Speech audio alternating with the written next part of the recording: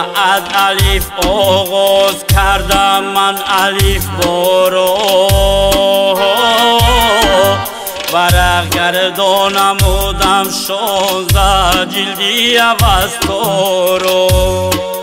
هی تعبیر کردم ویل آیاتی مجلا رو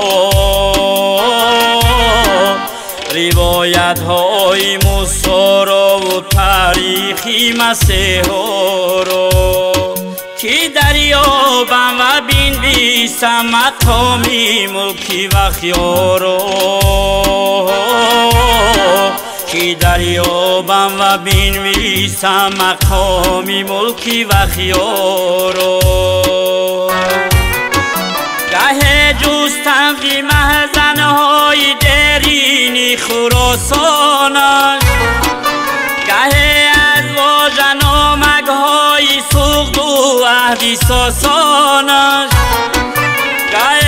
از لابلای دفتری خاورچین آسانش گه زانو زدم در محضری پیرانی خاصانش که شاید در کشاید مشکلی منی آسانش گه زانو زدم در محضری پیرانی خاصانش که شاید در کشاید مشکلی منی آسانش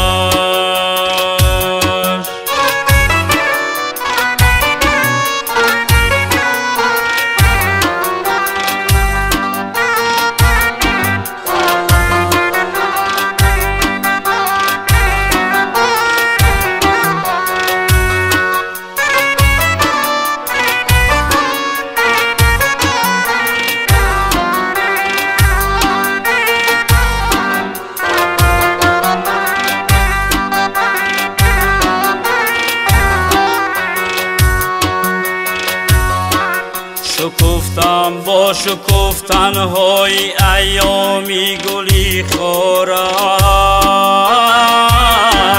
فشردم از محبت پنجه‌ای سبزی سفیدارش گیاهی معرفت میخورد نقشیری فداکارش سخن می‌لرزید از هیبت که تو باشد سزاوارش که گویم داستانی سنگار و روحی بیدارش که گویم داستانی سنگار و روحی بیدارش در آنجا روی ایوانی بلندی گنبدی گردون فرازی سرگهی خینگا بلازوری زموردگون میشمم کردم مرده از هیاهوی خیرت درون کی روحش آب را با روشنایی میکند افزون و روحش می شود نارک و روحش می شود روح کی روحش آب را با روشنایی می کند افزون و روحش می شود نارک و روحش می شود روح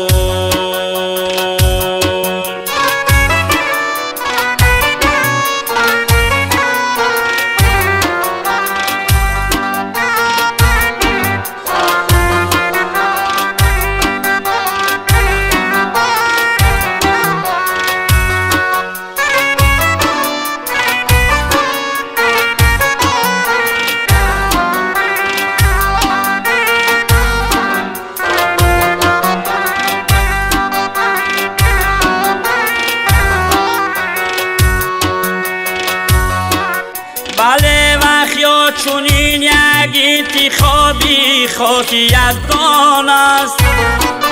بله وخیا چونین یک سرزمینی راد بردان است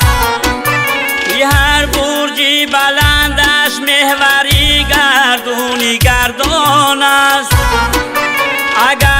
مبایی آدم نیست پس مبایی انسان است کی وقت یا مادری وقت شور مامی تاجیکستان است اگر مبایی آدم نیست پس مبایی انسان است